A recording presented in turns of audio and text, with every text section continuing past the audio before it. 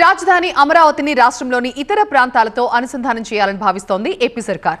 ఇందులో భాగంగా Errupalem, Amaravati, Namburu railway line survey ఇప్పటికే పూర్తి కాగా త్వరలోనే పనులు ప్రారంభమయ్యే అవకాశాలు కనిపిస్తున్నాయి.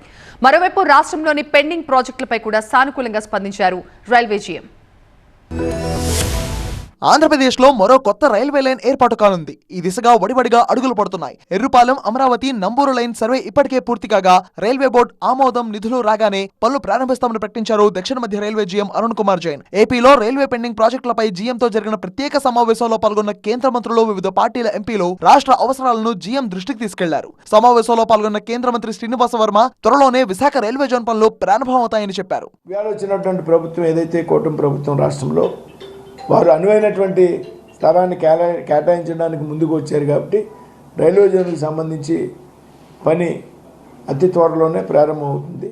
ఏపీలోని పలు ప్రాంతాల్లో ఆర్ఓబీలు, ఆర్యూబీల అభివృద్ధితో పాటు రాష్ట్రానికి మరిన్ని కొత్త రైళ్లు, వందే భారత్ రైళ్లు కావాలని జీఎంను కోరారు ఎంపీలు. మరోవైపు దక్షిణ మధ్య రైల్వే పరిధిలో 21,000 కోట్ల రైల్వే లైన్ ప్రాజెక్టులు ప్రగతిలో ఉన్నాయని రైల్వే జీఎం అరుణ్ కుమార్ జైన్ వివరించారు. రాష్ట్రంలో 73 రైల్వే స్టేషన్లను ఆధునీకరిస్తున్నామని, రైళ్లు ఢీకొట్టుకోకుండా కవచ్ నిర్ణీత కిలోమీటర్లలో అమలు చేస్తున్నామని చెప్పారు.